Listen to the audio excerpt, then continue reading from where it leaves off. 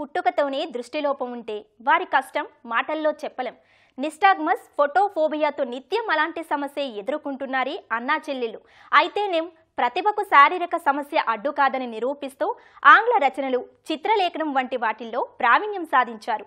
2023లో 18వ Dadasaheb Phalke international film ఫెస్టివల్లో కలయే వసంతం అనే లఘు చిత్రానికి బెస్ట్ షార్ట్ ఫిల్మ్ అవార్డుతో పాటు ప్రముఖుల ప్రశంసలు అందుకుంటున్నారు.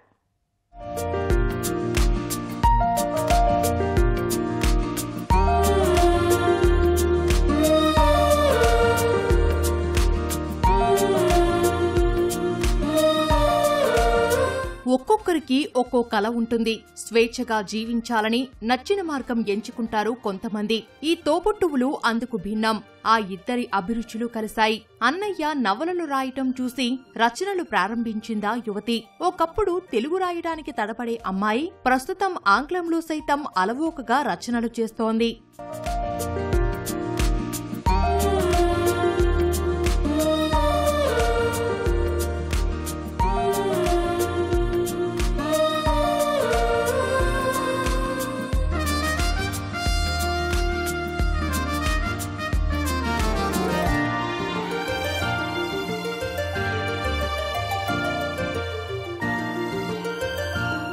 వీరిద్దరి పేర్లు సాయిజ, విశ్వనాథ్ వెంకట్. తూర్పుగోదావరి జిల్లా గోకవరంకు చెందిన అన్నా చెల్లెళ్ళు. నారాయణమ్మ, రాధాకృష్ణమూర్తి దంపతుల సంతానం. IIITలో బీటెక్ చేస్తుండగా మధ్యలోనే వదిలి ఆంగ్ల చిత్రాలు, నవలల ఆధారంగానే తెరకెక్కాయని తెలుసుకుని దర్శకుడు కావాలనుకున్నాడు విశ్వనాథ్. రామానాయుడు ఫిలిం స్కూల్లో డిప్లొమా చేసి షార్ట్ ఫిలిం చిత్రించాడు. దీంతో ఏపీ అంతర్జాతీయ ఫిలిం మేకర్స్ అసోసియేషన్ ఉత్తమ దర్శకుడిగా ఎంపికయ్యాడు.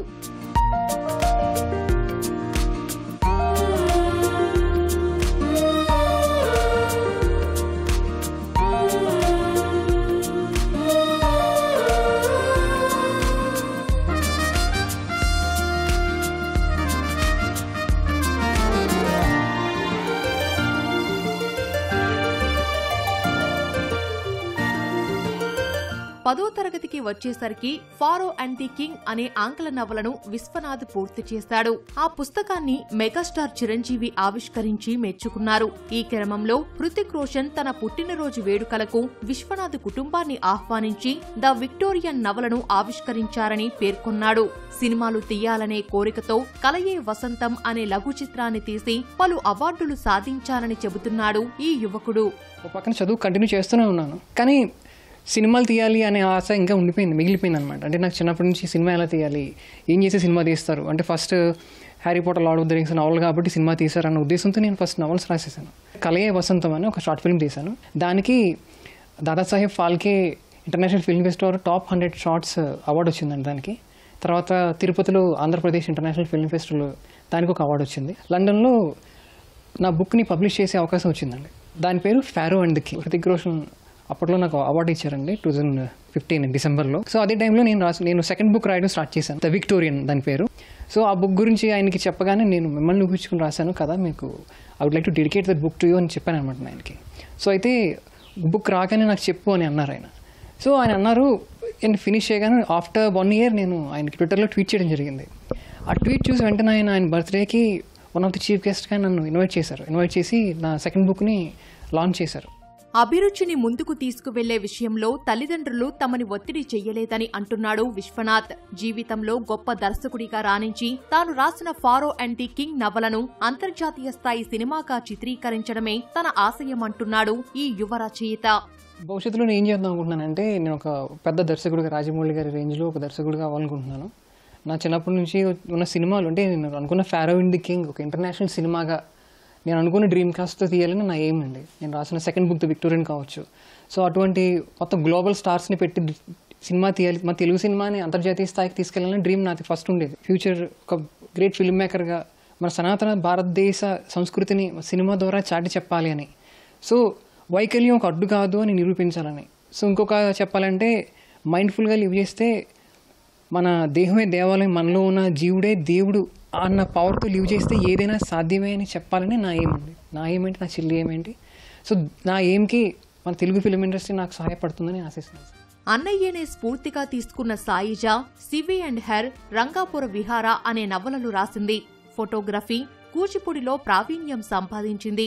ఎంఏ జర్నలిజం చేసి యూట్యూబ్ ద్వారా జర్మనీకి చెందిన కాస్మి, బ్రిటన్ కలారిపట్టు శిక్షకుడు ఆడమ్ ఫిలిప్, గ్రీస్ భరతనాట్య కళాకారిణి సోఫియా సెలింగరోస్ వంటి ప్రముఖులను ఇంటర్వ్యూలు చేసింది. Wonder of ancient India web series రూపొందించి ప్రతిభ కనబరుస్తోంది ఈ యువతి.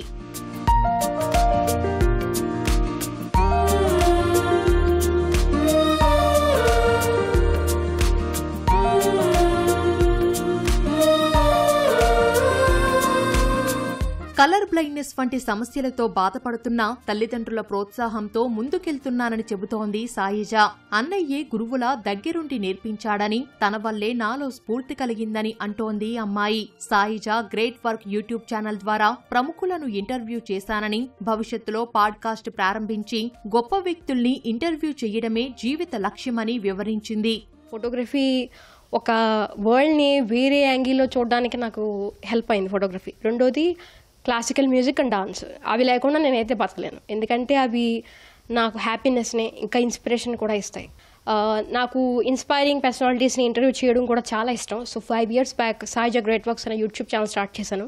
అక్కడ నుంచి నేను జర్మన్ సింగర్ కాస్మి అని ఫస్ట్ ఇంటర్వ్యూ నేను ఇండియా నుంచి తన్నే ఫస్ట్ చేశాను ఇంటర్వ్యూ. పద్మశ్రీ వచ్చిన జోనస్ మెజెటీ గారిని, పద్మశ్రీ భావన సోమయ్య గారిని, సీనియర్ జర్నలిస్ట్, ఆవిడ ఎప్పటి నుంచో 70s నుంచి బాలీవుడ్లో ఉన్నారు, ఆవిడని ఇంటర్వ్యూ చేశాను.